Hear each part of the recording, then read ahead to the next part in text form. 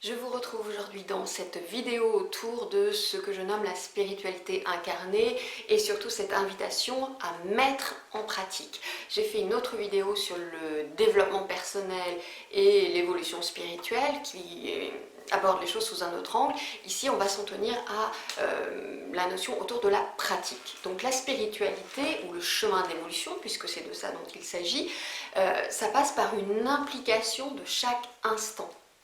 C'est pas seulement le dimanche de 10h à 12h, ce que je veux dire, hein, et c'est pas seulement en stage.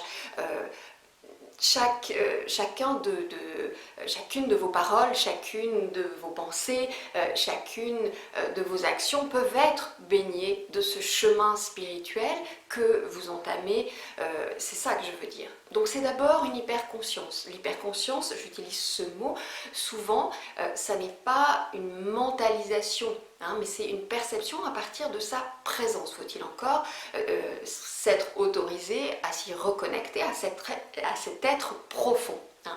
Donc ce n'est pas amasser des informations comme ça peut être la tentation première. Ça, c'est une part, une infime partie. Hein. Amasser des informations, amasser des connaissances, qui plus est extérieures pour le coup. Et on le sait bien, on a déjà rencontré ce type de personnes qui ne croient en rien, qui n'ont jamais fait un stage, qui n'ont jamais ouvert un bouquin dit spirituel, et qui sont infiniment spirituels en vérité parce qu'ils sont connectés à leur être, ils ont cette capacité d'être dans l'instant présent. Et c'est ça qui est tout à fait fondamental. Donc lire n'est pas intégrer, c'est évident.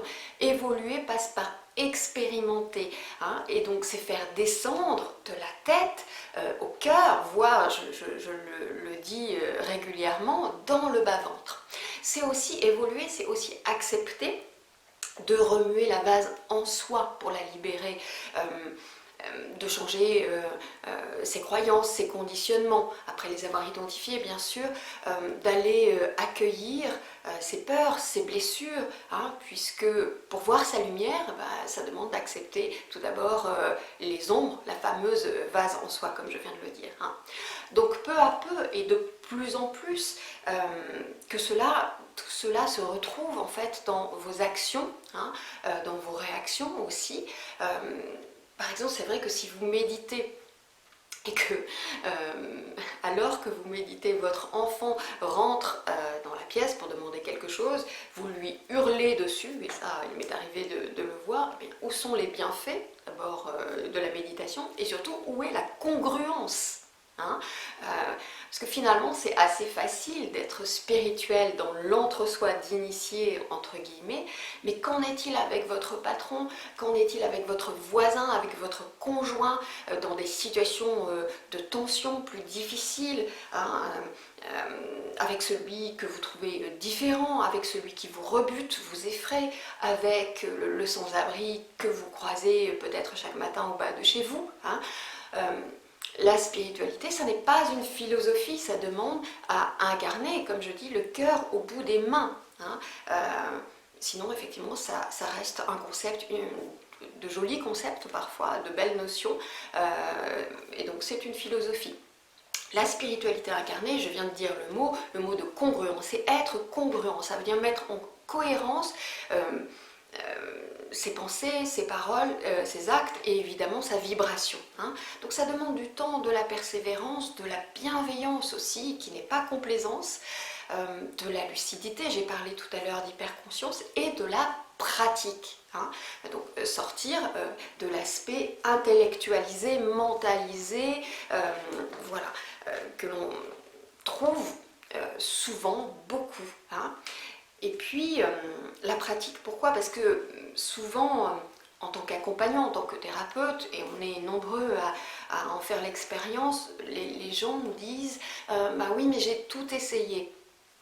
Alors déjà, tout, je ne sais pas trop ce que ça veut dire tout, parce que là on est dans une généralité, et donc on voit bien à qui parle, tout quoi. Et puis tout, ça ne doit pas être une quête infinie, ça ne doit pas être un zapping constant. Hein.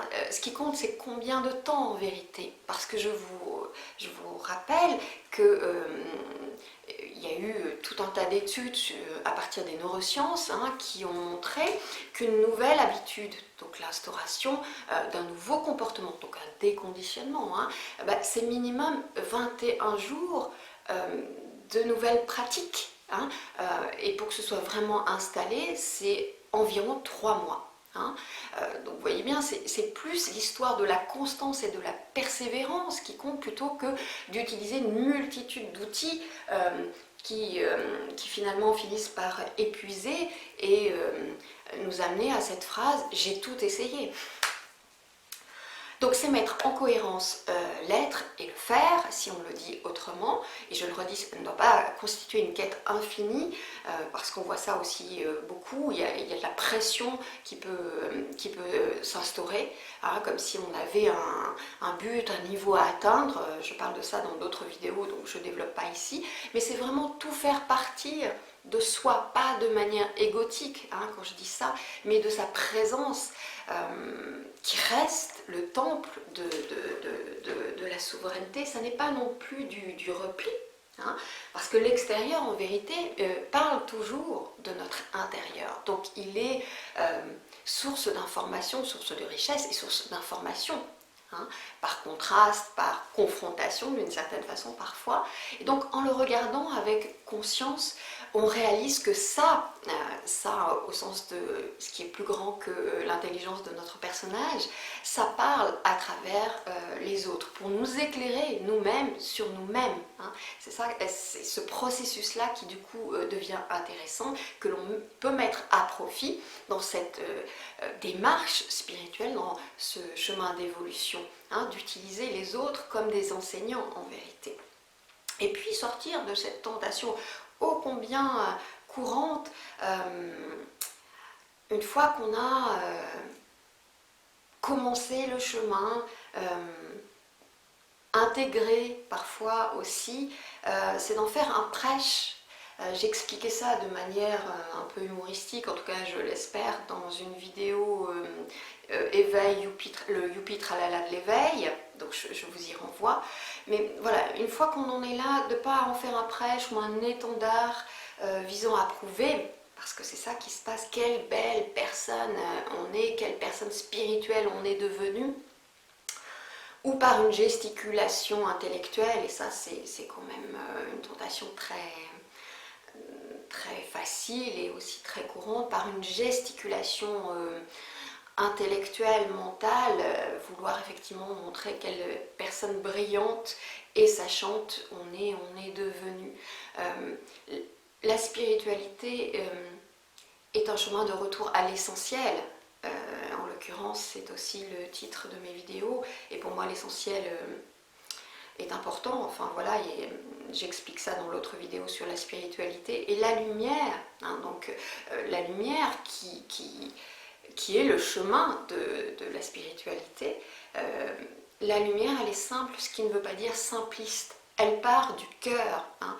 De toute façon, tout est là. Hein. Tant qu'on restera dans la tête, on reste à côté de l'essentiel, justement.